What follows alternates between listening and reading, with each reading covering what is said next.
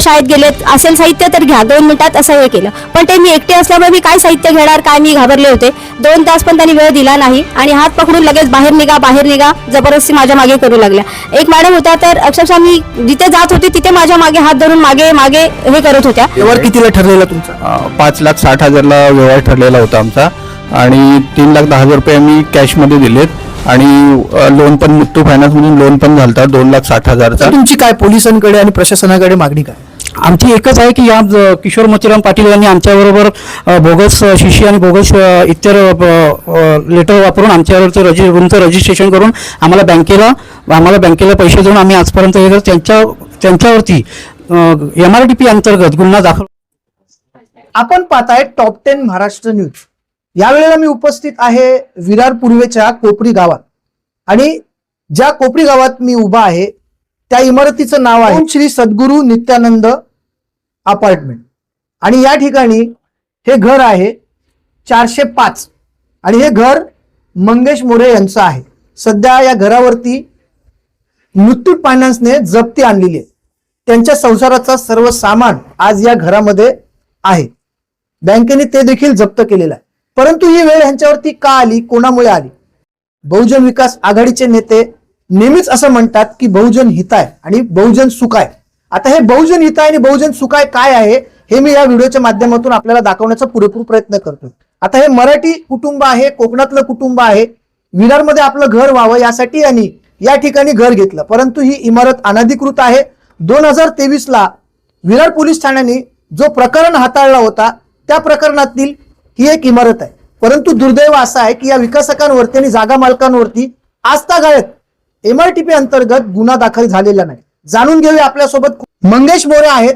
मंगेशजी, तुमची आता काय मागणी आहे आणि काय घडलंय तुमच्यासोबत?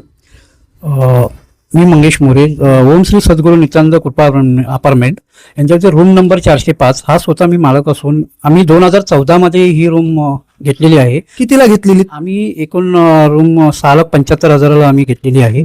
परंतु आम्ही याच्यासाठी विकासका जो बिल्डर आहेत ह्या बिल्डिंगचे 7-12 नंबर, काय नाव त्याचं? किशोर मोतीराम पाटील. किशोर मोतीराम पाटील यांच्याकडून स्थानिक आहेत, काशीनाथ पाटलांचे ते नातेवाईक आहेत. हो.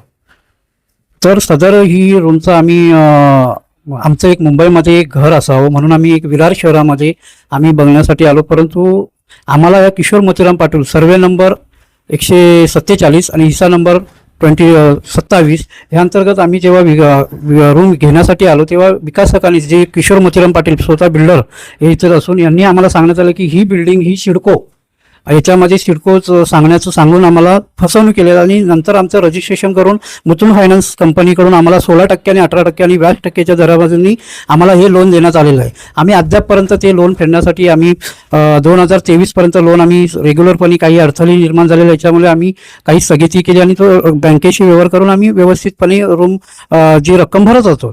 परंतु 2023ला आम्हाला जेव्हा मयूर एंटरप्राइजेसचे मालक मच्छिंद्र वनमाने जे स्वतः आम्ही किशोर मोतीराम पाटील हे आम्हाला त्या सदर ठिकाणी रजिस्ट्रेशनसाठी आणि काही ॲग्रीमेंट ह्याच्यासाठी तिकडे घेऊन आलं असतं. 2023ला आम्हाला समजलं की मयूर एंटरप्राइजेसचे मालिक मच्छिंद्र वनमाने हे स्वतः त्या 2023च्या ह्याच्यामध्ये स्वतः ॲक्युज आहेत. तेव्हा आम्हाला कुठेतरी समजलं की ही पण आमची शिशी की ही खोटी आणि जे काही एनी प्लॉटिंग जे ऑर्डर्स ह्याच्यामध्ये जे आमच्या रजिस्ट्रेशनमध्ये वापरलेलं हे फ्रॉड आमच्याबरोबर किशोर मोतीराम पाटील. आता तुमची काय पोलिसांकडे आणि प्रशासनाकडे मागणी काय?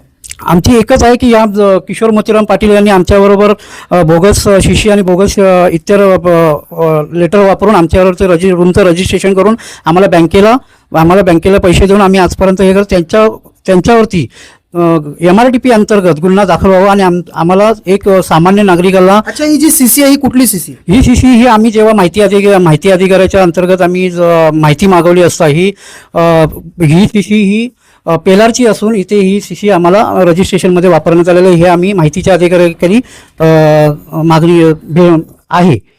हा धक्कादायक खुलासा आहे की सदर CC ही पेलारची असून ही CC 2 ठिकाणी वापरली गेलेली आहे. मग वसई विरार शहर महानगरपालिकेच्या सहाय्यक आयुक्ता नेमकं करतायत काय हे देखील प्रश्नचिन्ह निर्माण होतं. ताई, ज्या दिवशी हा रूम खाली केला तुम्हाला सामान काढू दिला नाही का? नाही, ते आले तेव्हा मी पूजाच करत होती. वटपौर्णिमेचा दिवस होता पण तेवढा वेळही त्यांनी दिला नाही. माझी मुलं शाळेत गेली होती पूजेची तयारी करत होते मी. तर त्यांनी लगेच सांगितलं मला की रूम खाली करायचं आहे, तुमचं साहित्य असेल तर घ्या, 5 मिनिटात लगेच साहित्य बाहेर घ्या. मी म्हटलं 5 मिनिटात साहित्य मी कसं घेणार, माझे मिस्टर कामानिमित्तच रूमच्या कामासंदर्भातच हायकोर्टमध्ये गेले होते, ते तिकडून येईला तर 2 तास कमसे कम लागणारच. मी त्यांच्याकडे रिक्वेस्ट केली की 2 तास वेळ द्या, मला 1-1.5 तास तरी वेळ द्या की ते येईपर्यंत, आल्यानंतर आम्ही आमचं जे काही सामान असेल ते काढू, असंही त्यांना यासाठी मी रिक्वेस्ट केली. परंतु त्यांनी ऐकले नाहीत.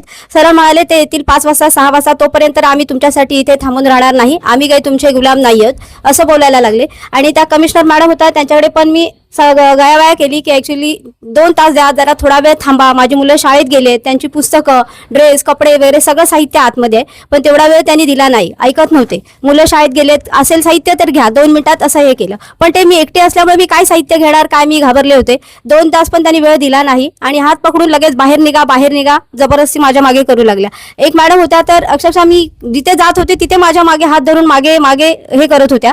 मी त्यांना म्हटलं जरा थोडा वेळ थांबा, पण त्यांनी काही हे केलं नाही, जबरदस्ती बाहेरच काढलं आम्हाला. आज वसई विरार शहरामध्ये मराठी माणसाची काय परिस्थिती आहे हे आपण पाहिलं. तर आता जे किशोर मोतीराम पाटील आहेत, त्यांनी यांनाच नाही तर अशा अनेक लोकांसोबत फसवणूक केलेली आहे. त्यातील एक समीर खाडे माझ्यासोबत आहेत, त्यांच्याकडनं देखील पैसे घेतलेले आहेत, रूम दुसऱ्याला दिली आहे, परंतु आजपर्यंत त्यांचे पैसे देखील त्यांनी परत दिलेले नाहीत. समीरजी, तुम्ही किती पैसे दिले होते? मी 3,10,000 रुपये कॅश मध्ये दिलेले आहेत, 1.5 महिन्यात दिले. व्यवहार कितीला ठरलेला तुमचा? 5,60,000ला व्यवहार ठरलेला होता आमचा आणि 3,10,000 रुपये आम्ही कॅश मध्ये दिलेत. आणि लोन पण मुथ्थू फायनान्स मधून लोन पण झालता 2,60,000चा. आणि लोन असून सुद्धा, लोन होऊन सुद्धा मला ते लोनचं सँक्शन भेटलं नाही. त्यानं 30 रूम दुसऱ्याला विकली, हे मला त्यानं कळवलं पण नाही आणि सांगितलं पण नाही. ज्यावेळी मी इकडं आलो त्यावेळी मला समजलं की ते बाहेर दुसऱ्या माणसाकडून समजलं की ते रूम विकलेले आहे. ना बिल्डरनं कुठल्या गोष्टीचं मला लेटर दिलं, ना फोन केला, नाही काय कळवलेलं आहे. तुम्हाला काय अर्ज हे लिहून दिलं होतं का पैसे घेतले? हो, सगळं माझ्याकडे प्रूफ आहेत, लिहून दिलेल्याच्या सगळ्या पावत्या आहेत आणि त्या नोटरीमध्ये ते नोंद पण केलेलं आहे किती अमाऊंट आहे. आणि बाकी म्हणजे सगळे पैसे दिलेले आहे, ऑनलाईन केलेले आहेत. मी सगळे पैसे दिलेले प्रूफ आहेत माझ्याकडे 3,10,000चे. आपण जर पाहिलं तर सध्या या इमारतीचा मेंटेनन्स अर्थात देखभाल खर्च देखील किशोर मोतीराम पाटील हेच वसूल करतात. मला हे कळत नाही की एकीकडे बहुजन विकास आघाडी हा पक्ष लोकांचा कैवारी आहे असं वारंवार लोकनेते हितेंद्र ठाकूर सांगत असतात. आता हे जे काशीनाथ पाटील आहेत, हे हितेंद्र ठाकूर यांचा उजवा हात असं मानलं जातं.